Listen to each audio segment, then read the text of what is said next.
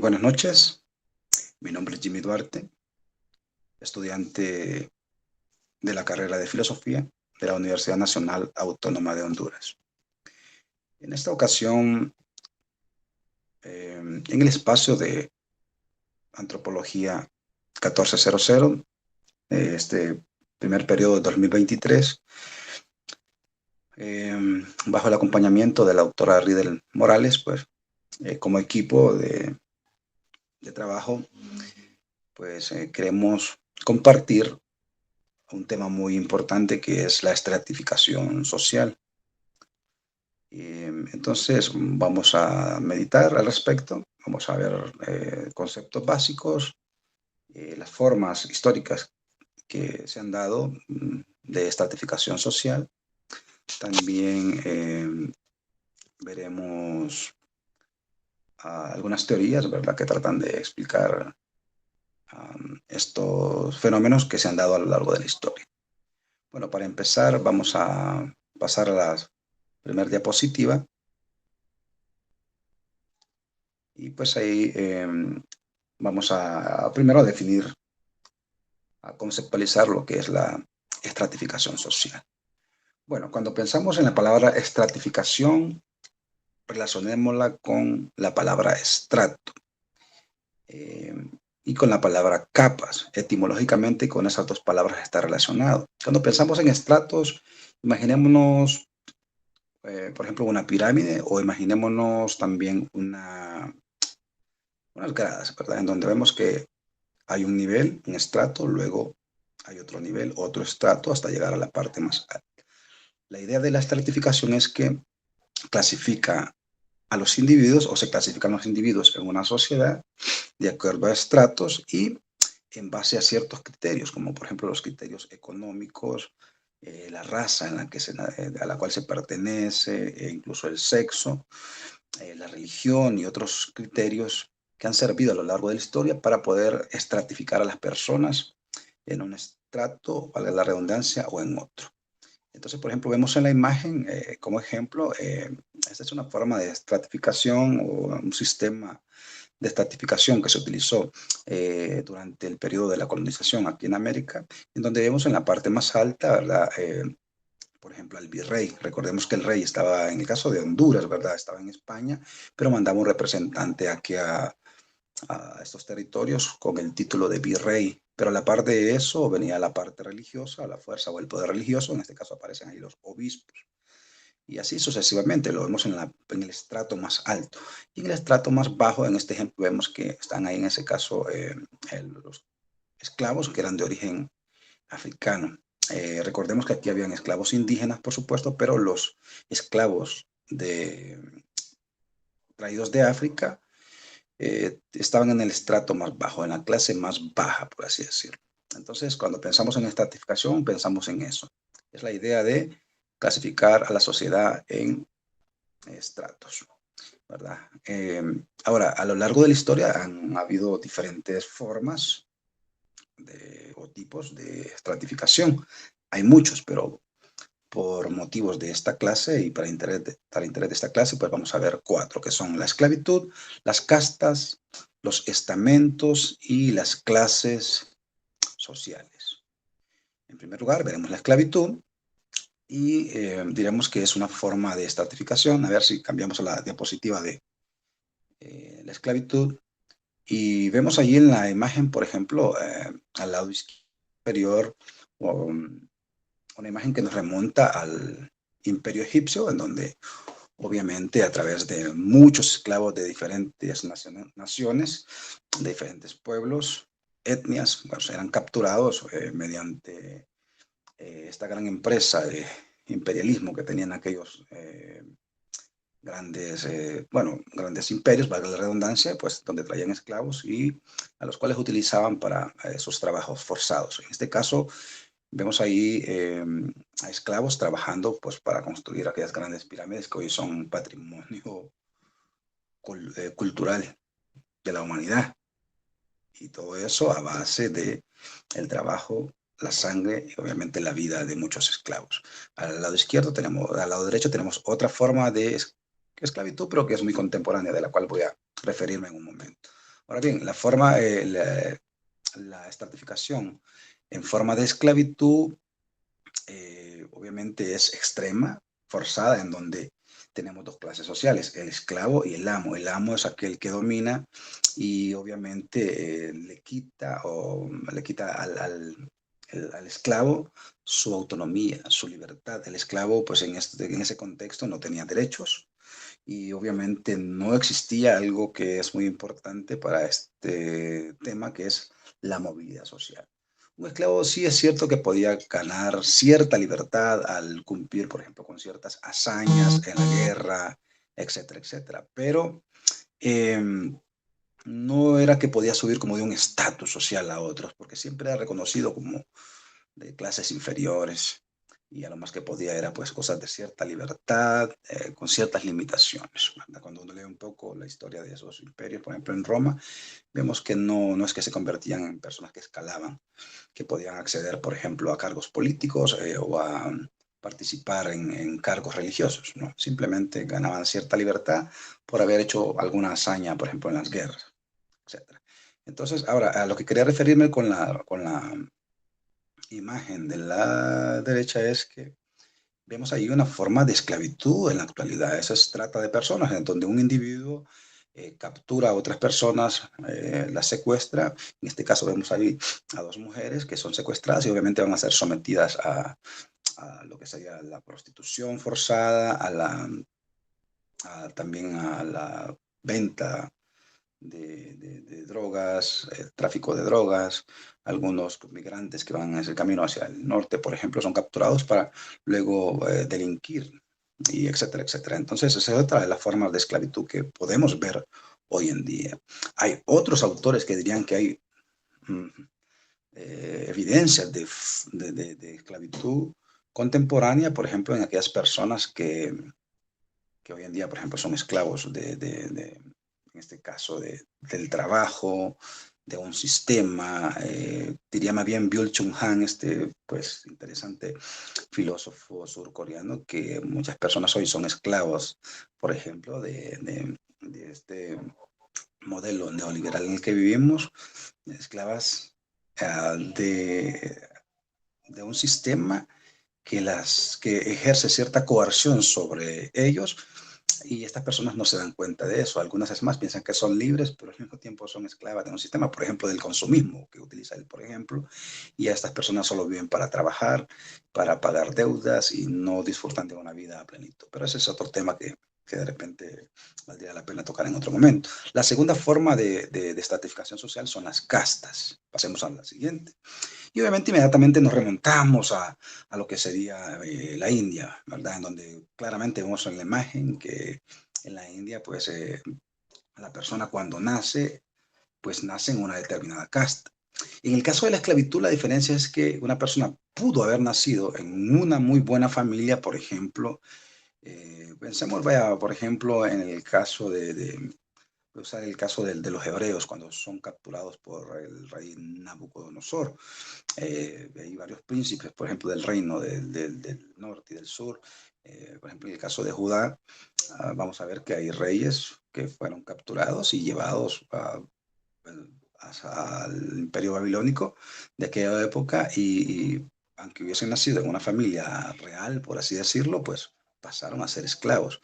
Aquí en el caso de las castas es distinto porque tiene que ver con el nacimiento. Desde el nacimiento, las personas van ubicadas en una determinada casta. Por ejemplo, vemos ahí en la pirámide, en la parte alta, pues los brahmines o brahmanes, no sé cómo se pronuncia, pero en este caso ahí están los sacerdotes y los sabios, los profesores, los que se encargan de escribir incluso cierta literatura que se utiliza mucho en las religiones de India, el hinduismo. Pero en la parte más baja, pues están ahí los parias, que básicamente son las personas que hacen los oficios más bajos. Por eso es que en este caso subrayé ahí en rojito que es inmóvil.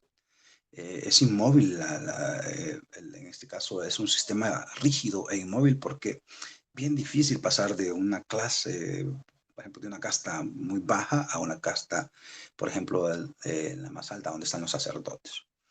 Pero obviamente bueno, ahí habría que hablar también de ciertos de cierta coerción que hay desde lo místico religioso, del por qué las personas que están en la casa más baja realmente reconocen a los que están arriba, los sacerdotes, por ejemplo, son elegidos de alguna manera por los dioses para haber nacido ahí en esa familia o en esa casta. Pero a modo de reflexión es interesante poder mencionar eso. La siguiente forma de estratificación social son los estamentos. Obviamente esta forma de estratificación es propia de la Edad Media, bueno, todos esos otros siglos que abarcan desde el siglo V hasta el siglo XV, básicamente en ese modelo económico-político que es el feudalismo. De ahí que pensamos en la palabra feudo, ¿verdad? Como territorio, feudo o territorio, en donde un señor feudal dominaba sobre cierta cantidad o extensión de territorio y tenía para sí siervos que trabajaban sus tierras, los cuales al terminar y sacar las cosechas daban a este señor feudal las ganancias o la mayoría de las ganancias de las cosechas, y ellos se quedaban con una parte a cambio de la protección del señor feudal. Por otra parte, eran leales al señor feudal, pero cuando, por ejemplo, quería pelear una guerra, ellos eran muy fieles al señor feudal en ese territorio. También vemos que en esa forma, o ese modelo, en ese régimen del feudalismo, esa forma de estratificación permitía cierta movilidad, porque, por ejemplo, cuando estos hacían ciertas hazañas o, ¿verdad?, podían ser reconocidos por el rey, por ejemplo, y hay que vale resaltar que la figura del rey aparece ahí en el feudalismo, y de alguna manera pues podía pasar a formar parte de otro estrato.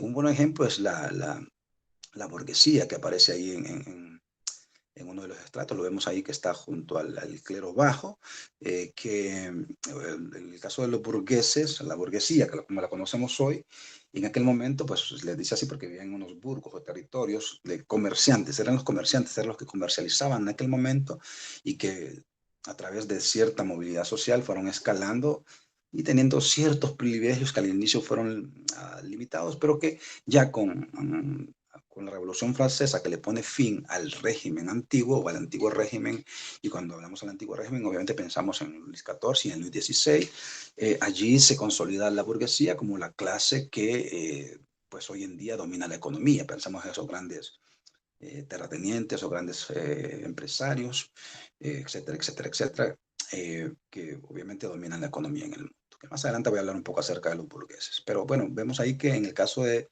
esta forma de estratificación es propia de la Edad Media y que juega un papel muy importante la religión, porque si vemos en la pirámide donde aparece el rey, este rey aparece a la par junto al Papa, que era la autoridad religiosa. ¿Por qué? Porque bajo la premisa de que el rey era el representante de Dios aquí en la tierra, por lo tanto, gobernaba por derecho divino, pues así fueron quedándose prácticamente 1000 años en el poder durante ese régimen, y era un tipo de poder que era hereditario, ¿verdad? Bueno, básicamente hay una coerción por medio de lo religioso en aquel momento, ¿verdad? Porque el Papa decía ser el vicario de Cristo, o dice todavía ser el vicario de Cristo, y pues era un poder fuerte por medio de lo religioso. Eh, bueno, todo eso se fue rompiendo también pues a medida que se venían dando grandes eventos, como ya mencionaba, la Revolución Francesa, pues, pero antes de esto también con la Reforma Protestante de Martín Lutero en 1517 se le quita bastante poder a la figura del Papa en aquel momento también. Pero bueno, esos son otros temas. Pasemos a la siguiente forma de estratificación social, que es en la que vamos a profundizar un poco más porque nos interesa mucho porque nosotros estamos en Occidente, estamos en un contexto contemporáneo o postmoderno, como dirán otros autores, los cuales se refieren a esta forma de estratificación social actual como clases sociales. Cuando pensamos en clases sociales, es muy común decir, bueno, los de clase alta, los de clase baja, clase media, etcétera, etcétera, etcétera. Pero vamos a ver también cómo autores como Max Weber y Karl Marx pues, dividen las clases sociales de otras formas y bajo otros criterios. Ahora es importante decir que esta forma de división de los miembros de una sociedad en clases, pues es en jerarquías y basado en ciertos criterios, por ejemplo, el económico, el prestigio social, el nivel académico, el nivel, la forma, incluso hasta el lugar y la dirección o el lugar donde las personas viven o tienen su casa, todo eso les da cierto bagaje, cierto, por así decirlo, ostento de poder y de prestigio que es reconocido en la actualidad.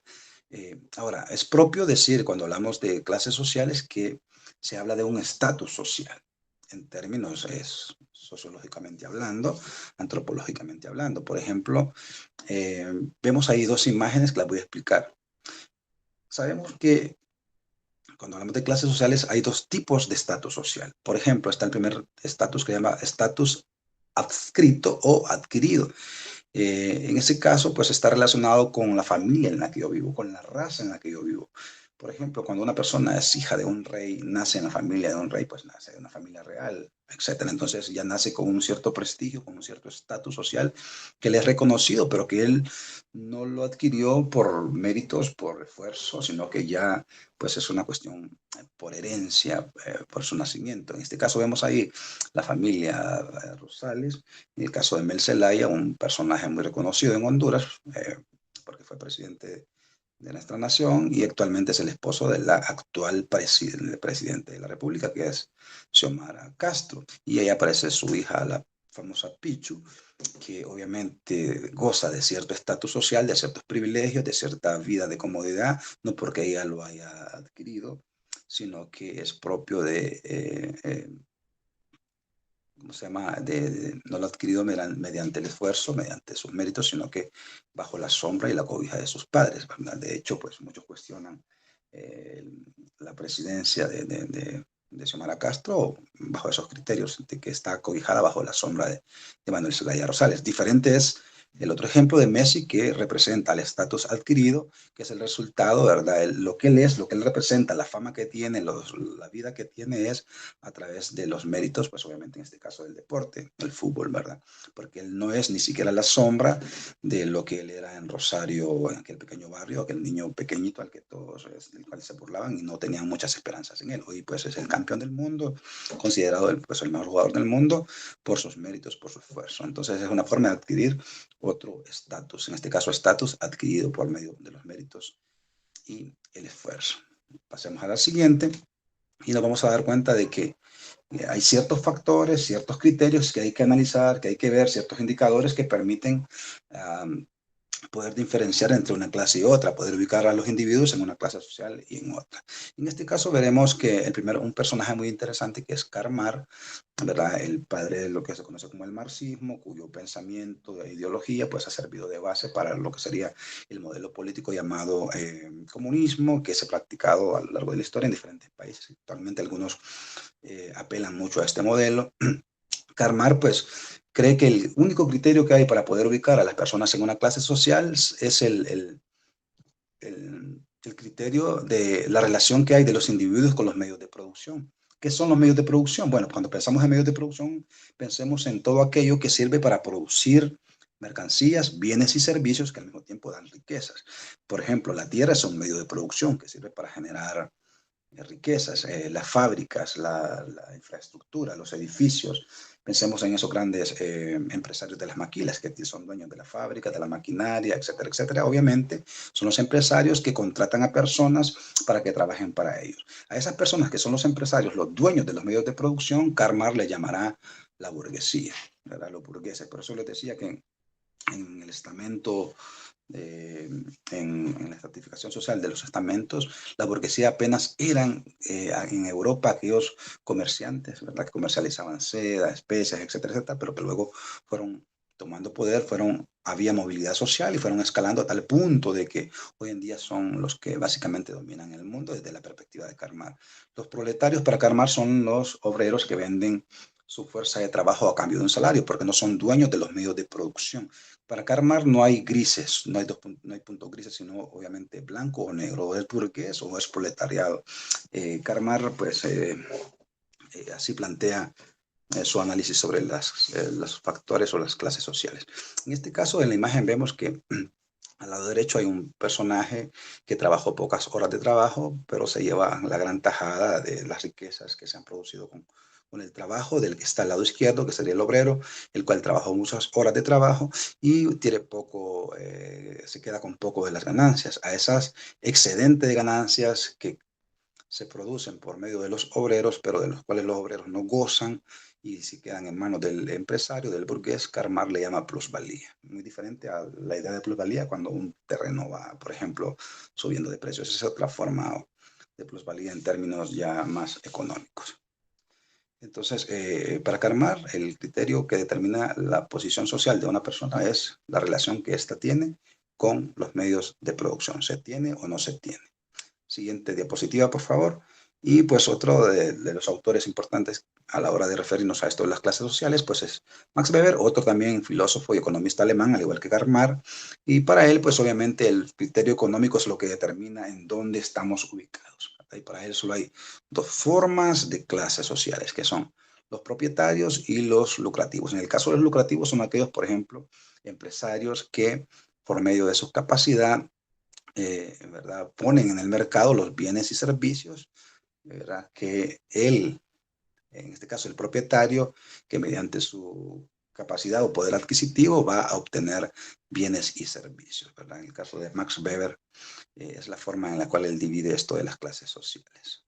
Es uno de los clásicos de la sociología, vale la pena leerlo. Siguiente, por favor. Y bueno, si ya dejando de pensar un poco en términos ya así como muy europeos, ¿verdad? Estos autores son europeos porque lastimosamente en Honduras no ha habido mucha producción de obras o ¿verdad? De escritos que traten estos temas, más que todo a nivel de la academia aquí. Se ve que se analiza y se lee mucho a estos autores europeos o estadounidenses, pero leyendo un poco a algunos autores o historiadores como Medardo Mejía y otros, eh, Mario Argueta, por ejemplo, etcétera, van a ver que uno podría hacer una síntesis de sus escritos para poder decir que en Honduras ellos analizan y han visto a lo largo de la historia, han registrado ciertas clases sociales que se han dado aquí en nuestro contexto, porque es un contexto muy diferente a la Europa occidental, en donde se dieron fenómenos como la Revolución Industrial, la Revolución Francesa, y en donde obviamente se crearon teorías sobre las clases sociales que a veces no aplican para nuestro contexto hondureño.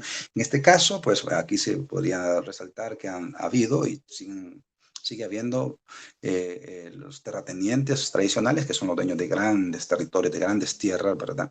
Y la burguesía, que son, bueno, empresarios, en el caso de los proletariados, que son personas, bueno, los obreros que venden su fuerza de trabajo a cambio de un salario, los campesinos que trabajan para los dueños, para los terratenientes. Es una especie de forma de feudalismo. Podríamos decir que Honduras es una especie como de híbrido en donde vemos diferentes formas de economía y diferentes formas de relaciones sociales en base a ese modelo económico. También se utiliza el término de clase media cuando nos referimos a personas que viven, bueno, no son obviamente empresarios burgueses, pero tampoco son campesinos u obreros, sino que viven de una forma acomodada hasta cierto punto. Y por último, también podríamos ubicar en estas clases a las organizaciones sociales, como los sindicatos, que gozan de ciertos prestigios y beneficios bajo el supuesto de que están defendiendo los intereses de los obreros. Y por ahí es interesante esta foto porque abajo vemos a personas que están peleando y defendiendo a políticos, ¿verdad?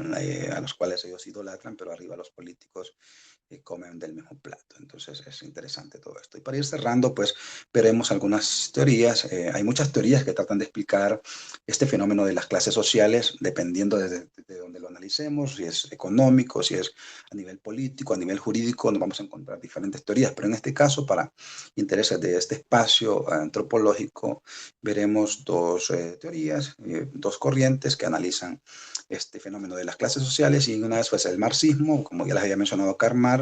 Para Karl Marx, pues la causa o la raíz del origen de las clases sociales se encuentra nada más y nada menos que en la distribución desigual que hay de los medios de producción o de la riqueza en el mundo. De ahí que ellos proponen desde el marxismo esas ideas utópicas de que se busca erradicar las clases sociales, erradicar la propiedad privada, porque la propiedad privada es la que permite que existan las clases sociales, porque unos tienen y otros no tienen. Los que tienen, pues obviamente bien más acomodados, diría Karl Marx. Y por otro lado, pues él ve que es este modelo capitalista en el que vivimos, ¿verdad? Una de las causas también de la desigualdad social, donde unos obviamente son burgueses, dueños de los medios de producción, y otros son proletariados, obreros que obviamente venden su fuerza de trabajo y por lo tanto a cambio de un salario no podrán salir nunca de ese estado en el que viven, por lo tanto hace un llamado a que se pudiesen pues, los obreros organizar para poder derrocar a los gobiernos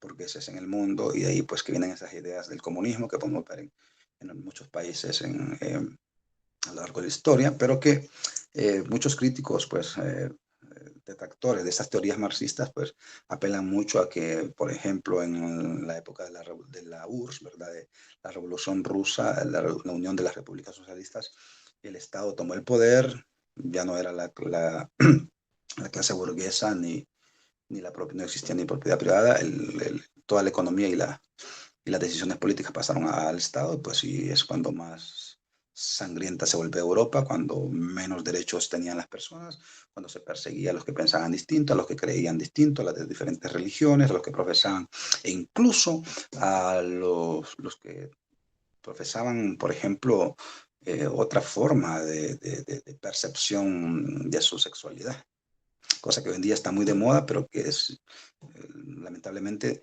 hay muchas contradicciones cuando estas personas, estos grupos, andan en sus manifestaciones, carteles de estos personajes, por ejemplo, el Che Guevara, que en la Revolución Cubana era uno de los perseguidores de este grupo hoy, que tienen muchos privilegios. Entonces es bien interesante de reflexionar. Por otro lado, tenemos la segunda teoría, que es el funcionalismo. Pues obviamente el mayor representante es Emilio Durkheim, otro de los clásicos, ¿verdad?, de la sociología, y él, pues, como vemos en la imagen, dirá lo siguiente: en la sociedad también se le conoce como estructuralismo. La sociedad es una especie de mecanismo el cual los individuos están, pues, debido a eso, están llamados a cumplir diferentes funciones, y de acuerdo a esas funciones, pues obviamente se debe poner en cada función a los más aptos, a los mejores. Por lo tanto, los mejores son los que deben ocupar los puestos más importantes, más demandantes en la sociedad, y por lo tanto deben ser recompensados de acuerdo a esa función que cumplen. Y también otra de las formas que responden al marxismo es al decir que en la sociedad postmoderna, en la que obviamente ellos escribieron, más o menos ubiquémoslos en la época de la revolución industrial, tanto del inicio hasta el final, cuando nace la sociología para aquella época, a finales del siglo XVIII y mitad del siglo XIX. Ellos dirán que en esa sociedad, pues, los individuos tienen la capacidad de movilizarse socialmente, a escalar a otra, ¿cómo se dice?, a otra clase más alta, ¿verdad? Y que definitivamente el camino no es que todos podamos estar como iguales, sino que de acuerdo a lo que se hace, pues están las recompensas. Y más o menos por ahí se puede profundizar un poco más acerca de estos autores y ver a otros autores también desde otras perspectivas jurídicas, económicas, etcétera, etcétera, que tienen mucho que decir al respecto. Así que, bueno, ahí ya por último tendría que hacer unas especies de conclusiones. Lo primero que diría, y que esto pues lo planteamos también en el informe que presentaremos como equipo de trabajo sobre este tema de la estratificación, es que a lo largo de la historia, pues eh, siempre ha habido estas diferencias de clases, diferentes estratos.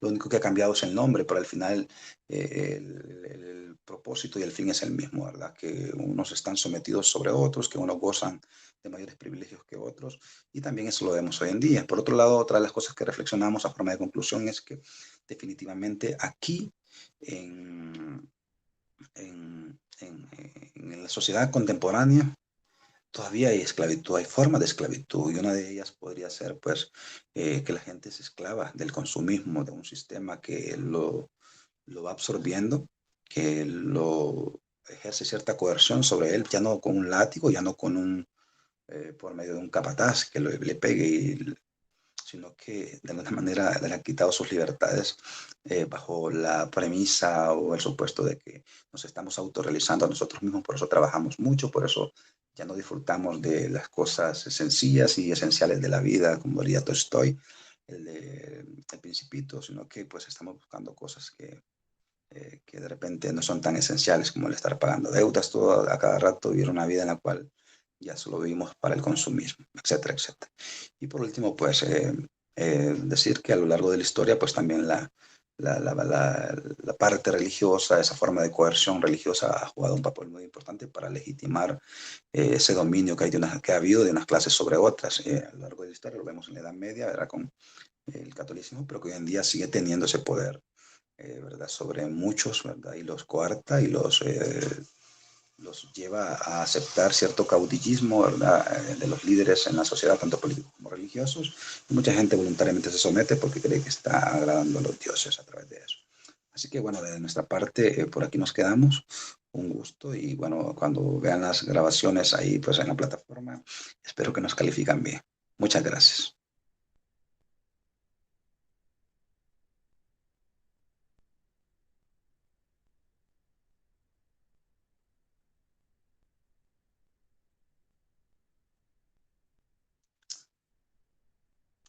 Paremos la grabación, por favor.